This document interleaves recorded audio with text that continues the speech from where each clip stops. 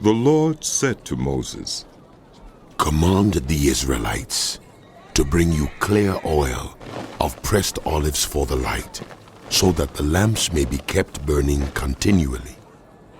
Outside the curtain that shields the Ark of the Covenant law in the tent of meeting, Aaron is to tend the lamps before the Lord from evening till morning continually.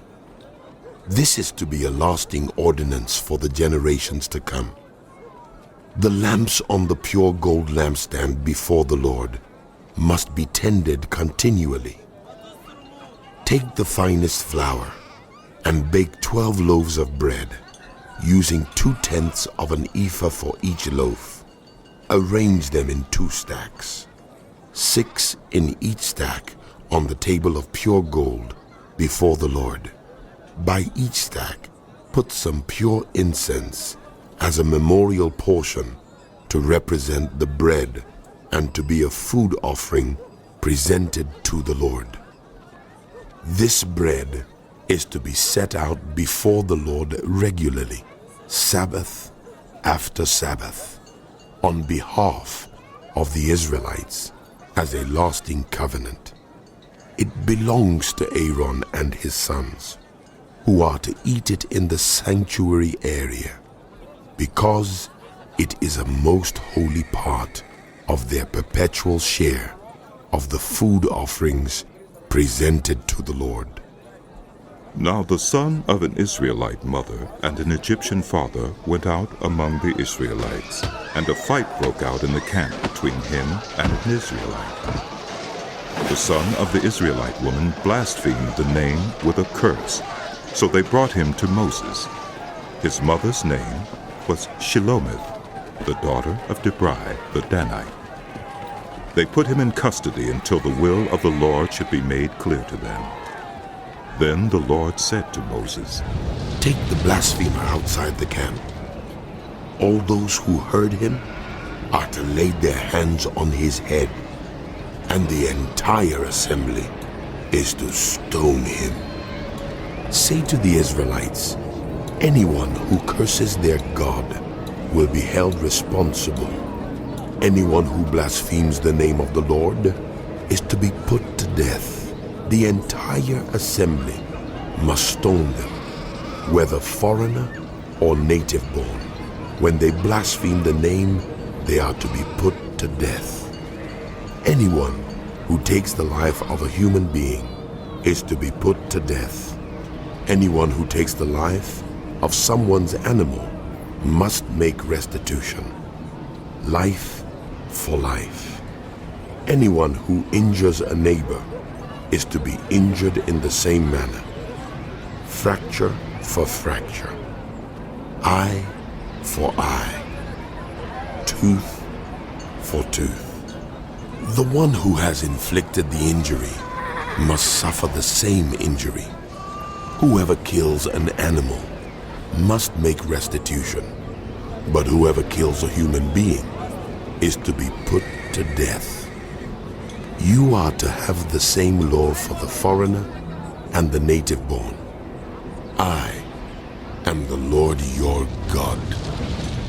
Then Moses spoke to the Israelites, and they took the blasphemer outside the camp and stoned him.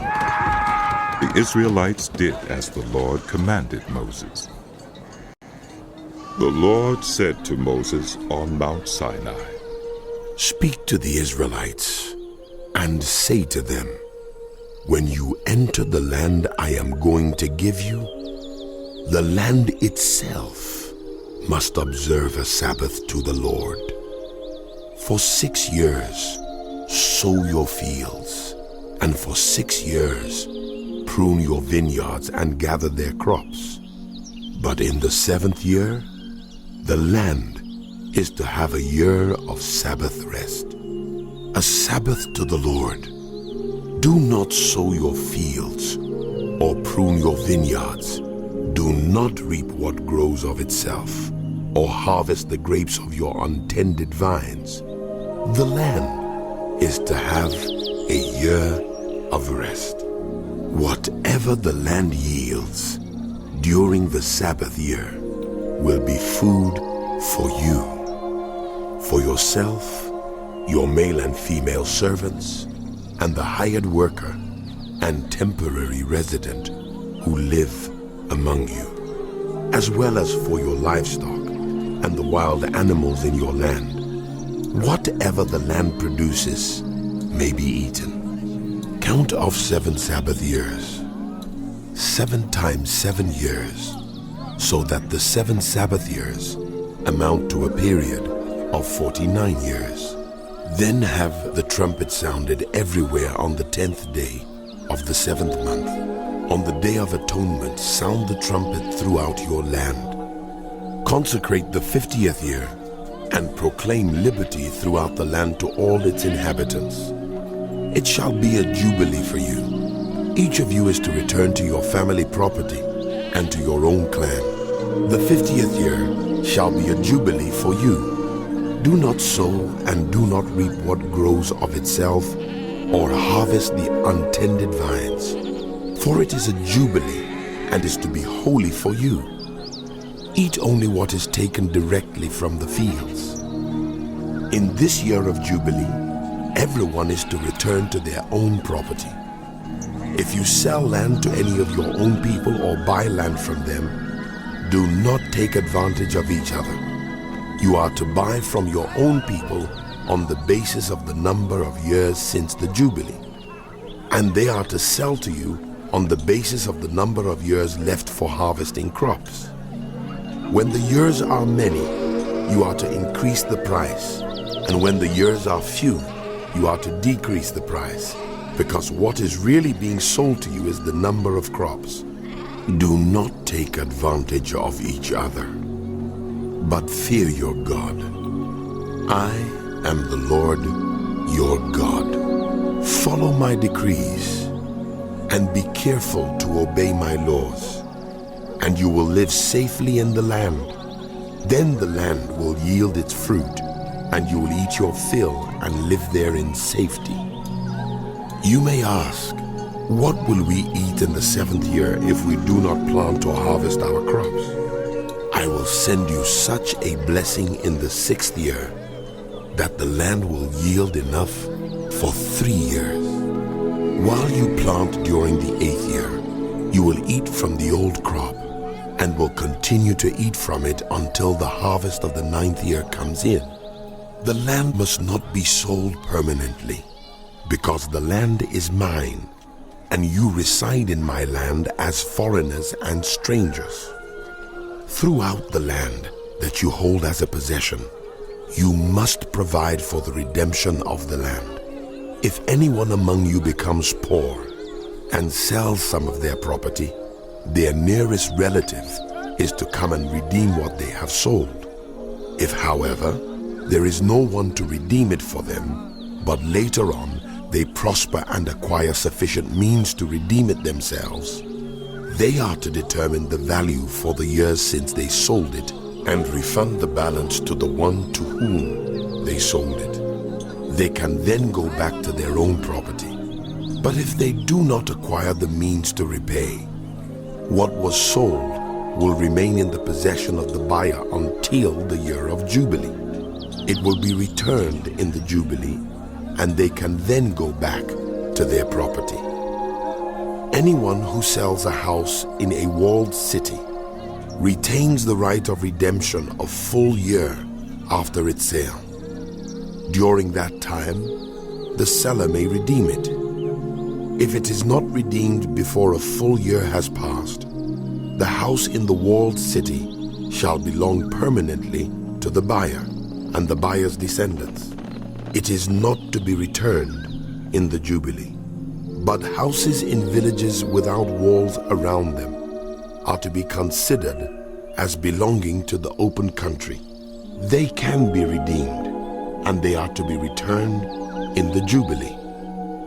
The Levites always have the right to redeem their houses in the Levitical towns which they possess. So the property of the Levites is redeemable. That is, a house sold in any town they hold, and is to be returned in the Jubilee, because the houses in the towns of the Levites are their property among the Israelites. But the pasture land belonging to their towns must not be sold. It is their permanent possession. If any of your own people become poor and are unable to support themselves among you, help them as you would a foreigner and stranger, so they can continue to live among you. Do not take interest or any profit from them, but fear your God, so that your poor neighbors may continue to live among you. You must not lend them money at interest or sell them food at a profit. I am the Lord your God, who brought you out of Egypt to give you the land of Canaan and to be your God. If any of your own people become poor and sell themselves to you, do not make them work as slaves. They are to be treated as hired workers or temporary residents among you. They are to work for you until the year of Jubilee. Then they and their children are to be released, and they will go back to their own clans and to the property of their ancestors. Because the Israelites are my servants, whom I brought out of Egypt, they must not be sold as slaves. Do not rule over them ruthlessly, but fear your God. Your male and female slaves are to come from the nations around you. From them you may buy slaves. You may also buy some of the temporary residents living among you and members of their clans born in your country, and they will become your property. You can bequeath them to your children as inherited property and can make them slaves for life, but you must not rule over your fellow Israelites ruthlessly.